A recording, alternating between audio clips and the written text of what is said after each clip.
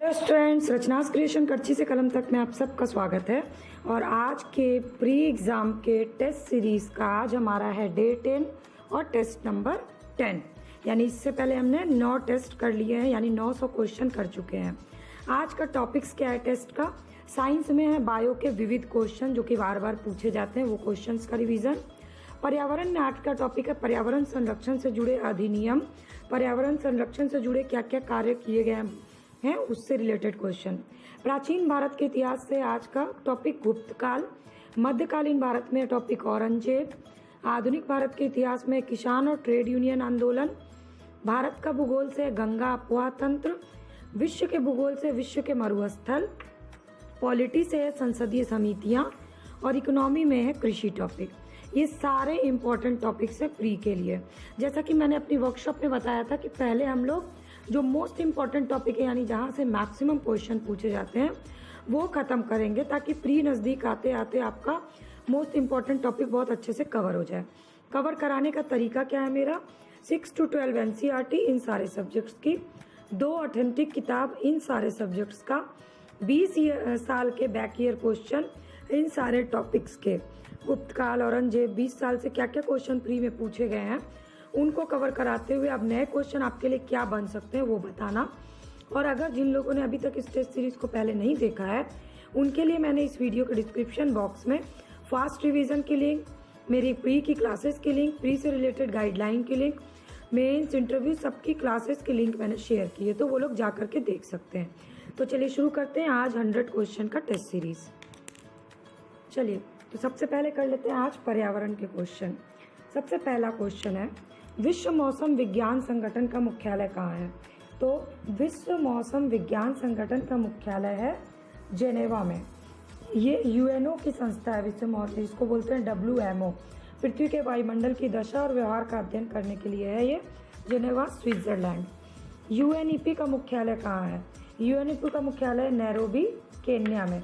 संयुक्त राष्ट्र पर्यावरण कार्यक्रम, UNEP का फुल फॉर्म है संयुक्त राष्ट्र पर्यावरण कार्यक्रम, यूनाइटेड नेशन एनवायरनमेंट प्रोग्राम, और इसकी स्थापना हुई थी 1972 ईस्वी में। तो चलिए एक फॉरवर्ड लिंक क्वेश्चन भी याद कर लेते हैं। 1972 में इसकी स्थापना हुई। EPA किसकी एजेंसी है? EPA एजेंसी है UNO की। EPA का फुल फॉर्म क्या है?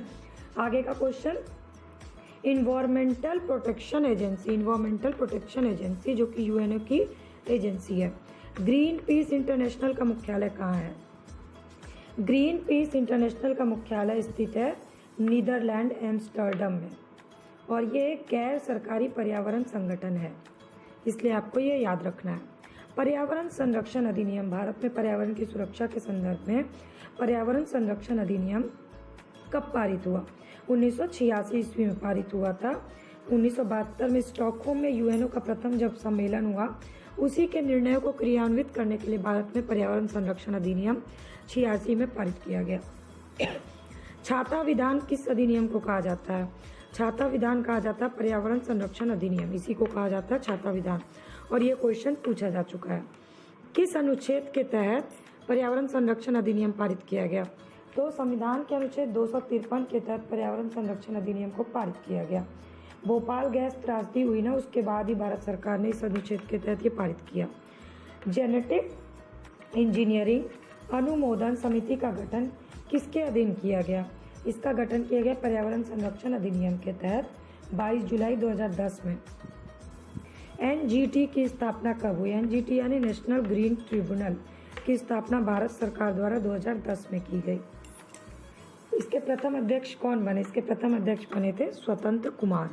तो ये हो गया पर्यावरण से रिलेटेड बैक ईयर और फॉरवर्ड लिंक क्वेश्चन आपके, पर्यावरण संरक्षण से जुड़े संस्था और अधिनियम। चलिए तो करते हैं इकोनॉमिक्स के क्वेश्चन। इकोनॉमिक्स में जैसा कि मैंने आपको वर्कशॉप में बताया था, इकोनॉमिक्स में ट्रेडिशनल और करंट अफेयर्स को मिक्स करके क्वेश्चन आते हैं, इसलिए इकोनॉमिक्स जब भी पढ़िए तो करंट अफेयर्स के साथ मिला के पढ़िए। तो आज कृषि से रिलेटेड क्वेश्चन ट्रेडिशनल और करंट को मिक्स करके है। सबसे पहले कृषि किस तरह का विषय है? तो कृषि एक राज्य का विषय है। हालांकि इसको समवर्ती सूची में शामिल करने की बात की जा रही है, लेकिन अभी तक ये राज्य सूची का विषय है और संविधान की 7वीं अनुसूची में है इसका उल्लेख। प्रथम कृषि एवं खाद्य मंत्री कौन रहे? प्रथम कृषि एवं खाद्य मंत्री रहे डॉक्टर राजेंद्र प्रसाद, तो प्रसाद बना लीजिए कोड, कृषि में प्रसाद मिलता है। किस विभाग को स्वतंत्र विभाग अभी घोषित किया गया है? मतलब कृषि मंत्रालय के अंतर्गत 3 विभाग होते हैं, कृषि सहकारिता किसान कल्याण विभाग, कृषि अनुसंधान शिक्षा विभाग, पशुपालन डेयरी और मत्स्य पालन विभाग। ये आपको ऑप्शन में दिया जाएगा। तो ये जो मत्स्य पालन विभाग है ना, इसको 2019 में स्वतंत्र विभाग के रूप में कृषि मंत्रालय द्वारा कर दिया गया है। गायों के लिए कौन सी योजना अभी शुरू की गई है? गायों के उत्पादन और उत्पादकता दोनों को बढ़ाने के लिए कामधेनु योजना शुरू की गई है। राष्ट्रीय कामधेनु आयोग बनाया गया है गायों के लिए 2019-20 में बजट में। स्वामीनाथन आयोग किस चीज़ से संबंधित है? स्वामीनाथन आयोग जो है कृषि संकट का उल्लेख करता है और भूमि सुधार की बात करते हैं, और इन्होंने इसी आयोग ने कहा है कि कृषि को समवर्ती सूची में शामिल किया जाना चाहिए। कृषि बीमा योजना का प्रमुख उद्देश्य क्या है? तो कृषि बीमा योजना जो कि 1972 से शुरू की गई, इसका उद्देश्य है 2022 तक किसानों की आय को दुगुना करना। हरित क्रांति के पायनियर किसको कहा जाता है? अब ये क्यों इम्पोर्टेंट है? क्योंकि हरित क्रांति के पायनियर कहा जाता है गुरुचरण सिंह काकत को। इनका अभी 92 वर्ष की अवस्था में निधन हुआ है 2018 में, इसलिए आपके लिए इम्पोर्टेंट है हरित क्रांति के पायनियर। हरित क्रांति शब्द का प्रथम प्रयोग किसने किया? हरित क्रांति शब्द का सर्वप्रथम प्रयोग 1968 में विलियम गॉड द्वारा किया गया था, यानी हरित क्रांति के गॉड है वो। हरित क्रांति के नायक किसको कहा जाता है? हरित क्रांति के नायक 1910 में देश के पूर्व कृषि मंत्री चिदम्बरम सुब्रमण्यम, ये जो इनको कहा जाता है, और कृषि मंत्री रहते हैं, इन्होंने बहुत योगदान दिया, इसीलिए इनको हरित क्रांति का नायक बोला जाता है। हरित क्रांति के जनक किसे कहा जाता है? हरित क्रांति का जनक कहा जाता है, विश्व स्तर पे तो नॉर्मल बोरलॉग हैं, लेकिन भारत में हमारे MS स्वामीनाथन। तो ये 3 क्वेश्चन में आप कंफ्यूज मत होइएगा, पायनियर, नायक और जनक।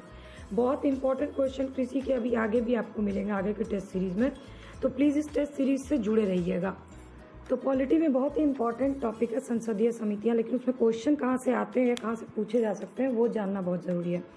सबसे पहला क्वेश्चन, सबसे बड़ी संसदीय समिति कौन सी है? 4 समिति है, लोक लेखा समिति, प्राक्कलन समिति, सरकारी उपक्रम समिति और याचिका समिति। इसमें सबसे बड़ी समिति होती है प्राक्कलन समिति। इसमें सदस्यों की संख्या 30 होती है और इसके सदस्य केवल लोकसभा द्वारा निर्वाचित होते हैं। प्राक्कलन समिति सदस्यों का कार्यकाल कितना होता है? तो इन सदस्यों का कार्यकाल होता है 1 वर्ष, यानी इसके बारे में हमने 3 फैक्ट याद किए। एक तो 30 सदस्य होते हैं, केवल लोकसभा द्वारा निर्वाचित होते हैं और टोटल 1 वर्ष इनका कार्यकाल होता है। सार्वजनिक व्यय पर संसदीय नियंत्रण कौन करता है? तो कौन सा सार्वजनिक व्यय पर संसदीय नियंत्रण का अंग है? तो भारत का नियंत्रक महालेखा परीक्षक जो है वो नियंत्रण करता है सार्वजनिक व्यय पर। किस समिति में राज्यसभा के प्रतिनिधित्व होते हैं? प्रतिनिधित्व नहीं होते हैं। तो प्राक्कलन समिति में राज्यसभा के प्रतिनिधि नहीं होते हैं। बाकी तीनों समिति जो है, लोक लेखा समिति, सरकारी उपक्रम समिति और याचिका समिति, तीनों में राज्यसभा के होते हैं, इसमें सिर्फ लोकसभा के होते हैं प्राक्कलन समिति, जैसा कि मैंने शुरू में बता दिया। लोक लेखा समिति के अध्यक्ष की नियुक्ति कौन करता है? तो लोक लेखा समिति के अध्यक्ष की नियुक्ति लोकसभा अध्यक्ष करता है। इसमें दोनों सदन द्वारा निर्वाचित कुल सदस्य 22 होते हैं, 15 लोकसभा से और 7 राज्यसभा से। इसी के अंतर्गत नियंत्रक एवं महालेखा परीक्षक कार्य करता है लोक लेखा समिति के अंतर्गत। सार्वजनिक लेखा समिति की आख्या प्रस्तुति। सार्वजनिक लेखा समिति अपनी आख्याएं, अपनी रिपोर्ट किसको प्रस्तुत करती है? अपनी आख्या प्रस्तुत करती है संसद को। लोक लेखा समिति अपनी रिपोर्ट किसको प्रस्तुत करती है? तो लोक लेखा समिति अपनी रिपोर्ट लोकसभा स्पीकर या लोकसभा अध्यक्ष को प्रस्तुत करती है। प्राक्कलन समिति का गठन किस सदस्य द्वारा होता है? संसद के दोनों सदन द्वारा, राज्यसभा द्वारा, लोकसभा द्वारा, इनमें से कोई नहीं, तो लोकसभा के सदस्यों द्वारा होता है। इसके बाद अगला क्वेश्चन है, सार्वजनिक लेखा समिति, प्राक्कलन समिति, सार्वजनिक उपक्रम समिति, तीनों भारतीय संसद की किस प्रकार की समितियां हैं? तीनों जो है वित्तीय समितियां हैं। संसद प्रशासन पर नियंत्रण किस तरह से रखती है? भारतीय संसद किस रीति से प्रशासन पर नियंत्रण रखती है? तो भारतीय संसद संसदीय समिति द्वारा प्रशासन पर नियंत्रण रखती है, लोक लेखा समिति द्वारा, प्राक्कलन समिति द्वारा और लोक उपक्रम समिति द्वारा। चलिए तो ज्योग्राफी करते हैं, भारत का भूगोल, और भारत के भूगोल का टॉपिक है गंगा अपवाह तंत्र। हिमालय की नदियाँ हिमालय की नदियाँ किस तरह का उदाहरण है? ये क्वेश्चन पूछा जा चुका है। गंगा नदी किस तरह का उदाहरण है? उसी तरह से हिमालय की नदियाँ, यह पूर्ववर्ती अफवाह का उदाहरण है। भारत की सबसे लंबी नदी कौन सी है? गंगा नदी भारत की सबसे लंबी नदी है। लंबाई भी याद कर लीजिए, 25 किलोमीटर। गंगा संयुक्त रूप से किसका वो है? तो गंगा संयुक्त रूप से कहाँ पर होती वो है? तो भागीरथी और अलकनंदा। ये क्वेश्चन कई बार पूछा गया है और इसको आपको ना कोड बना करके याद करना पड़ेगा। मतलब बेसिकली भागीरथी और अलकनंदा का संयुक्त रूप ही गंगा कहलाता है। बांग्लादेश में गंगा का क्या नाम है? यानी बांग्लादेश में जब गंगा प्रवेश करती है तो उसका नाम पड़ जाता है पद्मा, नाम से जाना जाता है, और वहाँ जाके वो ब्रह्मपुत्र नदी में मिल जाती है और दोनों की संयुक्त धारा को जमुना कहते हैं। यानी गंगा का नाम है पद्मा और जब वो ब्रह्मपुत्र से मिल जाती है तो उसको कहते हैं जमुना। सुंदरवन डेल्टा का निर्माण किन नदियों से होता है? सुंदरवन डेल्टा का निर्माण होता है गंगा, ब्रह्मपुत्र और मेघना, GBM। भागीरथी प्लस अलकनंदा, भागीरथी और अलकनंदा कहाँ पे मिलते हैं? भागीरथी और अलकनंदा मिलते हैं देवप्रयाग में। केदारनाथ से रुद्रप्रयाग, तो केदारनाथ से रुद्रप्रयाग के मध्य कौन सी नदी है? मंदाकिनी प्रभावित होती है। बहुत इंपॉर्टेंट क्वेश्चन है। गंगा की वो सहायक नदी जिसका उद्गम मैदान में होता है? तो गोमती जो है गंगा की ऐसी सहायक नदी है एकमात्र जिसका उद्गम मैदान से होता है। कौन सी नदी गंगा नदी में बाएं तरफ से मिलती है? क्योंकि सारी नदी दाहिने तरफ से मिलती है, एकमात्र नदी है जो बाएं तरफ से मिलती है वो है सोन नदी। अब ये मैचिंग, रुद्रप्रयाग किस किस नदी पे? अलकनंदा और मंदाकिनी के बीच। नंदप्रयाग है अलकनंदा और पिंडर के बीच। कर्णप्रयाग है अलकनंदा और भागीरथी के बीच। और देवप्रयाग है विष्णु गंगा मंदाकिनी के बीच में। और ये बहुत इंपॉर्टेंट क्वेश्चन है। तो ये हो गया गंगा अफवाह तंत्र से आपके इंपॉर्टेंट क्वेश्चन कवर करते हुए। फॉरवर्ड लिंक के भी क्वेश्चन मैंने बता दिए हैं। अभी नदियों का ये जो है ना क्वेश्चन क्रम अभी अगले टेस्ट सीरीज में भी चलेगा। तो वर्ल्ड ज्योग्राफी में है विश्व के मरुस्थल, और विश्व के मरुस्थल में मैं एक साथ आपके कई क्वेश्चन करवा दूंगी। मतलब आप 10 क्वेश्चन के साथ कई क्वेश्चन लिंक करके बताऊंगी। मरुस्थल को परिभाषित किया जाता है किस क्षेत्र के रूप में? ऐसा क्षेत्र जहां औसत वर्षा जो है 25 सेंटीमीटर से कम होती है उसको मरुस्थल की श्रेणी में रखा जाता है। संसार का सबसे बड़ा मरुस्थल कौन सा है? सहारा मरुस्थल विश्व का सबसे बड़ा मरुस्थल है। ये नॉन पोलर यानी इतर ध्रुवीय है और उत्तर अफ्रीका में स्थित इस शुष्क मरुस्थल का कुल क्षेत्रफल करोड़ों वर्ग किलोमीटर, मतलब 35 करोड़ वर्ग किलोमीटर में फैला हुआ है। सर्वाधिक जनसंख्या वाला मरुस्थल कौन सा है? संसार का सर्वाधिक जनसंख्या वाला मरुस्थल है थार मरुस्थल। ये जनसंख्या घनत्व की दृष्टि से यहाँ 83 व्यक्ति प्रति वर्ग किलोमीटर रहते हैं, जबकि अन्य मरुस्थलों में सिर्फ 7 व्यक्ति ही रहते हैं प्रति वर्ग किलोमीटर, इसलिए ये सबसे ज़्यादा जनसंख्या वाला हो गया। तकला मकान और गोबी मरुस्थल कहाँ है? तकला मकान और गोबी मरुस्थल है चीन में। मध्य एशिया के झिंगियांग प्रांत में एक तो है तकला मकान और ये कुनलुन पर्वत पर है। सोनोरोन और कराकुम, सोनोरोन मरुस्थल है USA में, संयुक्त राज्य अमेरिका। कराकुम है तुर्कमेनिस्तान में। दक्षिण एशिया का सबसे बड़ा मरुस्थल, दक्षिण एशिया का सबसे बड़ा मरुस्थल है थार। थार का एक और नाम है जिससे क्वेश्चन पूछा जाता है ग्रेट इंडियन डेजर्ट। किसको कहा जाता है? थार मरुस्थल को कहा जाता है। और ये दक्षिण पश्चिमी भारत और दक्षिण पूर्व पाकिस्तान में फैला हुआ है। मैप में आप इसको देख सकते हैं। संसार का सबसे शुष्क मरुस्थल कौन सा है? संसार का सबसे शुष्क मरुस्थल है अटाकामा रेगिस्तान। अटाकामा रेगिस्तान है दक्षिण अमेरिका में, संसार का सबसे शुष्क मरुस्थल। पेटागोनिया मरुस्थल, गोबी मरुस्थल और लद्दाख मरुस्थल किस तरह का मरुस्थल है? ये शीतोष्ण कटिबंधीय मरुस्थल के उदाहरण है ये तीनों। तो हो सकता है कोई एक ही पूछे, मैंने आपको तीनों एग्जाम्पल बता दिए हैं। कालाहारी मरुस्थल कहाँ है? कालाहारी मरुस्थल है बोत्सवाना और नामीबिया में, दक्षिण पश्चिम अफ्रीका में। बोत्सवाना, नामीबिया, दक्षिण अफ्रीका के भाग इसमें सम्मिलित होते हैं। ग्रेट विक्टोरियन मरुस्थल कहाँ है? ग्रेट विक्टोरियन मरुस्थल है ऑस्ट्रेलिया, दक्षिण पश्चिम ऑस्ट्रेलिया में, और ये ऑस्ट्रेलिया का सबसे बड़ा मरुस्थल है। ये भी एक क्वेश्चन इंपॉर्टेंट हो सकता है।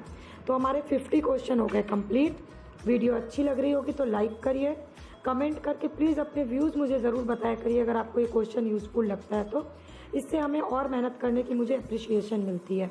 इस वीडियो को अपने फ्रेंड्स से शेयर करिए। चैनल के सब्सक्राइब बटन को क्लिक कर लीजिए ताकि रोज़ की टेस्ट की update, video update free of cost मिले। और डिस्क्रिप्शन बॉक्स में ज़रूर देखिएगा, आपको बहुत सारे क्लासेस की वीडियो लिंक मिल जाएगी।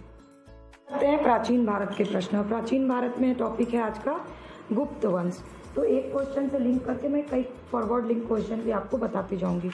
गुप्त वंश की अवधि कब से कब तक मानी जाती है? गुप्त वंश की अवधि मानी जाती है 319 से 500 ईस्वी तक। और इस वंश की स्थापना लगभग 275 ईस्वी में महाराज श्रीगुप्त द्वारा की गई थी। कि पर गुप्त वंश का प्रथम शक्तिशाली शासक चंद्रगुप्त प्रथम था। 4 अश्वमेध यज्ञ कराने वाला शासक कौन था? 4 अश्वमेध का संपादन किया था प्रवर सेठ प्रथम ने। अब इससे और क्वेश्चन क्या पूछा जा सकता है कि प्रवर सेठ प्रथम कहाँ किस वंश का था? वाकाटक वंश का था। भारत का नेपोलियन किसे कहा जाता है? भारत का नेपोलियन कहा जाता है समुद्रगुप्त को। और इसकी व्याख्या कहाँ है? विंसेंट स्मिथ की पुस्तक अर्ली हिस्ट्री ऑफ इंडिया में समुद्रगुप्त की वीरता को लेकर के उसको विंसेंट स्मिथ ने कहा है भारत का नेपोलियन। देवगुप्त किसका नाम था? एक अन्य नाम देवगुप्त किस गुप्त राजा का था? तो चंद्रगुप्त द्वितीय, जिसका एक टाइटल था विक्रमादित्य, उसी का एक अन्य नाम था देवगुप्त। और इसका प्रमाण हमें मिलता है सांची और वाकाटक के अभिलेखों से। यह फॉरवर्ड लिंक का क्वेश्चन।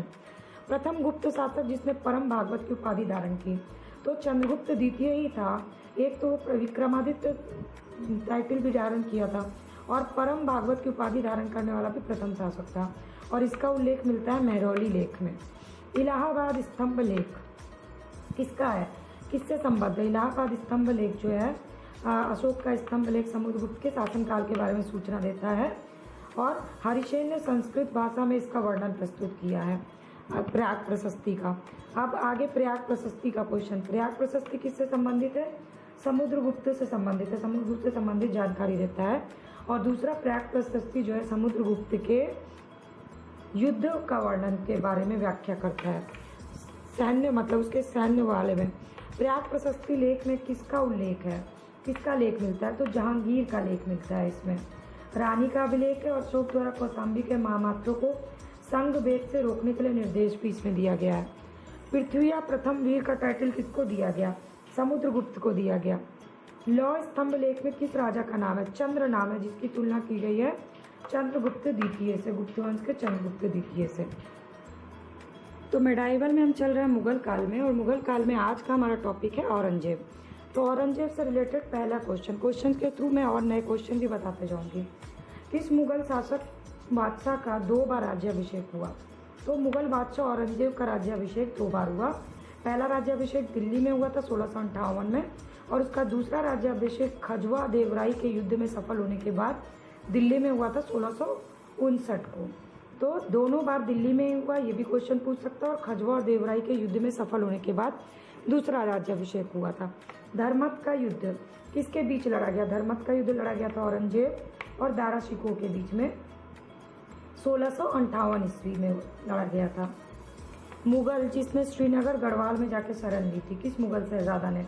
तो सुलेमान शिकोह जो था उत्तराधिकार के युद्ध में औरंगजेब से पराजित दारा शिकोह का पुत्र था सुलेमान शिकोह। इसी ने श्रीनगर गढ़वाल के शासक पृथ्वी सिंह के यहाँ शरण ले ली थी। औरंगजेब का कौन सा पुत्र था? किस पुत्र ने विद्रोह करके राजपूतों के विरुद्ध अपने पिता की स्थिति दुर्बल कर दी थी? अकबर ने। औरंगजेब का पुत्र था अकबर। 1681 में विद्रोह करके राजपूतों के विरुद्ध अपने पिता की स्थिति उसने दुर्बल कर दी थी। पुरंदर की संधि कब हुई थी? पुरंदर की संधि 1665 में हुई थी। औरंगजेब ने राजा जयसिंह के नेतृत्व में विशाल सेना शिवाजी के दमन के लिए भेजी थी। और जयसिंह कछवाहा शासक थे और इन्हीं के साथ संधि में हुआ था। जिंदा पीर किसे कहा जाता था? जिंदा पीर औरंगजेब को कहा जाता था। जो कुछ दूसरों पे लागू करना चाहता तो उसका वो स्वयं अभ्यास करता था और इसको जिंदा पीर कहा गया। दक्षिण विजय औरंगजेब ने दक्षिण में किन 2 राज्यों को विजय किया था? बीजापुर और गोलकुंडा को। ये 2 राज्य थे जिसको औरंगजेब ने किया था। 1656 ईस्वी में गोलकुंडा और 1657 में बीजापुर का। सर्वाधिक हिंदू सेनापति किस मुगल वंश के शासक में थे? तो औरंगजेब के सर्वाधिक हिंदू सेनापति थे। 33% उसके में हिंदू थे और मराठे आधे से ज़्यादा थे। जजिया पुनः किसने लगाया था? औरंगजेब के समय में जजिया पुनः लगाया गया। अकबर ने जजिया को समाप्त कर दिया था। 1679 ईस्वी में औरंगजेब ने जजिया को पुनः लगा दिया। मैं ईस्वी बता रही हूँ ताकि आगे का क्वेश्चन फॉरवर्ड लिंक क्वेश्चन भी आप करते जाइए। जिहाद का अर्थ क्या होता है? औरंगजेब ने जिहाद शुरू किया था और जिहाद का अर्थ होता था दारुल इस्लाम। ठीक है। और औरंगजेब जो था वो सुन्नी मुसलमान था। तो ये हो गए आपके मेडाइवल के क्वेश्चन। अब करते हैं हम लोग मॉडर्न हिस्ट्री। चलिए, तो मॉडर्न हिस्ट्री में आज का टॉपिक है बहुत ही ज़्यादा इम्पॉर्टेंट और बहुत ज़्यादा कन्फ्यूज़न वाला, क्योंकि इसमें फैक्ट्स बहुत ज़्यादा हैं। तो मैं आपको बताऊंगी इम्पॉर्टेंट जो क्वेश्चन है वो ही याद करना, पूरे फैक्ट्स याद करने की ज़रूरत नहीं है, नहीं तो एग्ज़ाम में आपसे गलत हो जाएगा। सबसे पहले भारत का प्रथम किसान आंदोलन, भारत का सर्वप्रथम किसान आंदोलन था बिजौलिया किसान आंदोलन, 1913 में हुआ था और साधु सीताराम दास ने इसका नेतृत्व किया था। 2 क्वेश्चन मैंने इसके साथ आपको और बता दिया, ये पूछा जा चुका है, बाकी के 2 क्वेश्चन पूछे जा सकते हैं। यूपी किसान सभा, यूपी किसान सभा की स्थापना कब हुई? 1918 ईस्वी में हुई थी। तो अवध में होम रूल लीग आंदोलन के कार्यकर्ता सक्रिय थे और इन्होंने किसानों को संगठित करना शुरू किया और संगठन को नाम दिया किसान सभा 1918 में, जिसमें इंद्र नारायण द्विवेदी, गौरी शंकर मिश्र और मदन मोहन मालवीय के प्रयास से। तो यूपी किसान सभा से रिलेटेड ये क्वेश्चन हो गए। अब इसके बाद है किसानों द्वारा प्रतापगढ़ में कौन सा आंदोलन किया गया था? ये भी बहुत इंपॉर्टेंट क्वेश्चन है, अगर जो लोगों ने बैक ईयर क्वेश्चन देखा होगा उनको पता होगा। नाई धोबी बंद सामाजिक बॉयकॉट का एक रूप था, ये किसानों द्वारा प्रतापगढ़ में किया गया था, 1919 में किया गया था। अवध बाबा रामचंद्र किसान संगठन, बाबा रामचंद्र ने किसानों को संगठित किया था। कहाँ के किसानों को? अवध के किसानों को बाबा रामचंद्र ने संगठित किया था। सहजानंद सरस्वती से रिलेटेड क्वेश्चन है, किसके संस्थापक थे? बिहार प्रांतीय किसान सभा के संस्थापक थे। 1936 में लखनऊ में अखिल भारतीय किसान कांग्रेस की स्थापना हुई और इसी का नाम बदल के अखिल भारतीय किसान सभा कर दिया गया और इसके अध्यक्ष भी स्वामी सहजानंद ही बनाए गए। प्रथम अखिल भारतीय किसान सभा के अध्यक्ष स्वामी सहजानंद। लगान का नगद में परिवर्तन, ये किस आंदोलन का उद्देश्य था? ये अवध में एक आंदोलन हुआ था, उसका प्रमुख उद्देश्य था लगान का नगद में परिवर्तन किया जाए। अखिल भारतीय किसान सभा का प्रथम सम्मेलन कहाँ हुआ था? अखिल भारतीय किसान सभा जिसका गठन 1936 में हुआ, प्रथम अध्यक्ष स्वामी सहजानंद थे और प्रथम सम्मेलन 1936 में लखनऊ में हुआ था। इसके बाद तिभागा आंदोलन कहाँ पर हुआ था? तिभागा आंदोलन हुआ था बंगाल में। ये क्वेश्चन आपके लिए बहुत ही इंपॉर्टेंट है, लोकेशन तो इम्पॉर्टेंट है ही आपके लिए।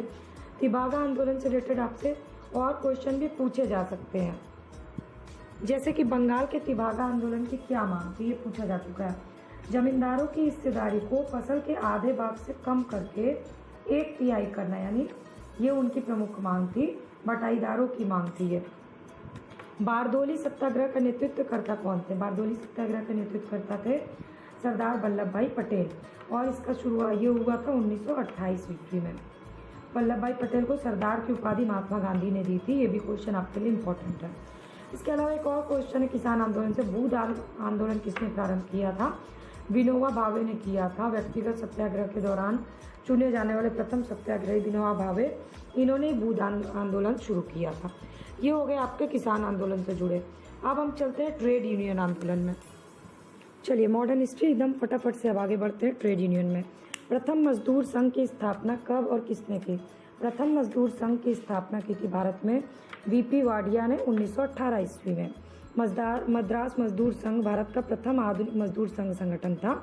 ये फॉरवर्ड लिंक क्वेश्चन बन जाएगा, ये पूछा जा चुका है, फॉरवर्ड लिंक मैंने आपको बता दिया। अहमदाबाद टेक्सटाइल लेबर एसोसिएशन की स्थापना की थी महात्मा गांधी ने 1918 ईस्वी में। भारत ट्रेड यूनियन कांग्रेस के पहले अध्यक्ष कौन थे? भारतीय ट्रेड यूनियन कांग्रेस के प्रथम अध्यक्ष थे लाला लाजपत राय। अखिल भारतीय व्यापार संघ कांग्रेस की स्थापना कब हुई? 1920 में हुई थी, ये पूछा जा चुका। और इसका मुख्यालय कहाँ था? बम्बई में, ये आपसे पूछा जा सकता है। और प्रथम अधिवेशन की अध्यक्षता की थी लाला लाजपत राय ने। तो अखिल भारतीय ट्रेड यूनियन कांग्रेस के प्रथम अध्यक्ष कौन थे? लाला लाजपत राय। 1929 में नागपुर में संपन्न all India trade union Congress की अध्यक्षता किसने की थी? जवाहरलाल नेहरू ने। 1929 नागपुर, जवाहरलाल नेहरू। इसके बाद है अगला क्वेश्चन, कम्युनिस्ट इंटरनेशनल के प्रथम भारतीय सदस्य कौन बने? एमएन राय बने थे। 1919 में व्लादिमीर इलियन लेनिन और रूसी पार्टी द्वारा की गई थी कम्युनिस्ट इंटरनेशनल की स्थापना। और एमएन राय लेनिन के निमंत्रण पे मॉस्को पहुंचे थे और प्रथम भारतीय बने थे जो इसके सदस्य बने। ताशकंद से रिलेटेड एक क्वेश्चन है। 1920 में भारतीय कम्युनिस्ट पार्टी की स्थापना के लिए ताशकंद में एकत्र हुए भारतीयों के समूह में मुखिया कौन थे? तो इसके मुखिया भी थे एमएन राय। कानपुर षड्यंत्र मुकदमा किस आंदोलन के नेताओं के विरुद्ध चलाया गया था? कम्युनिस्ट आंदोलन के विरुद्ध चलाया गया था कानपुर षड्यंत्र आंदोलन, ये मुकदमा। 1940 में रेडिकल डेमोक्रेटिक पार्टी का गठन किसने किया था? एमएन राय ने किया था 1940 में रेडिकल डेमोक्रेटिक पार्टी की स्थापना। और ये क्वेश्चन जो है ना आपके लिए बहुत ज़्यादा इम्पोर्टेंट है। तो अब ये हो गए 20 क्वेश्चन किसान आंदोलन और ट्रेड यूनियन आंदोलन से मॉडर्न हिस्ट्री के। अब हमारा लास्ट क्या बचा? साइंस का क्वेश्चन। तो साइंस के ये वो क्वेश्चन है जो इधर कुछ सालों से किसी प्रारंभिक परीक्षा में पूछे जाने लगे, नए क्वेश्चन है। स्वप्न के अध्ययन को क्या कहते हैं? स्वप्नों के अध्ययन को कहते हैं ऑनिरोलॉजी। शरीर का सबसे मजबूत तत्व कौन सा होता है? शरीर का सबसे मजबूत तत्व या दृढ़ तत्व होता है दांतों का एनामेल, जो कि कैल्शियम फॉस्फेट का होता है। सबसे तेज तंत्रिका आवेग कितनी होती है? 532 किलोमीटर प्रति घंटा होती है। इसके बाद शरीर के भीतर प्रति सेकंड लगभग कितनी कोशिकाएं नष्ट होती हैं? 150 लाख कोशिकाएं नष्ट होती हैं प्रति सेकंड। गुर्दे का भार क्या होता है? गुर्दे का भार होता है 140 ग्राम। मनुष्य के शरीर के गुर्दे का भार 140 ग्राम होता है। इसके बाद रक्त पंप करने की क्षमता कितना प्रति मिनट होता है? 4.5 लीटर प्रति मिनट होता है रक्त पंप करने की क्षमता, हृदय की रक्त पंप करने की क्षमता। इसके बाद है रक्त परिभ्रमण। शरीर के भीतर रक्त परिभ्रमण में लगभग कितने सेकंड लगते हैं? 23 सेकंड लगते हैं रक्त परिभ्रमण करने में पूरे शरीर के भीतर। मनुष्य जो है वो संसार का सबसे बुद्धिमान क्या है? मनुष्य संसार का सबसे बुद्धिमान होमिनिड है। सबसे बड़ा समुद्री पक्षी विश्व का एल्बाट्रॉस है, संसार का सबसे बड़ा समुद्री पक्षी। शरीर का तापमान 95 डिग्री फ़ारेनहाइट गिर जाए तो ऐसी स्थिति को क्या कहते हैं? हाइपोथर्मिया कहते हैं ऐसी स्थिति को। अब हो गए आज के 100 क्वेश्चन कंप्लीट। वीडियो अच्छी लगी तो लाइक ज़रूर करिएगा। कमेंट सेक्शन में प्लीज़ मेरे क्वेश्चन्स आपको कैसे लग रहे हैं, टेस्ट सीरीज़ कैसी लग रही है, प्लीज़ प्लीज़ प्लीज़ अपने व्यूज़ ज़रूर शेयर करिएगा। चैनल के इस वीडियो को आप अपने फ्रेंड्स एंड फैमिली से शेयर कर लीजिएगा। सब्सक्राइब या फॉलो बटन को क्लिक कर लीजिए ताकि रोज़ की क्लास की video update free of cost आपको मिले। और डिस्क्रिप्शन बॉक्स की लिंक, क्लासेस को लिंक ज़रूर देखिएगा।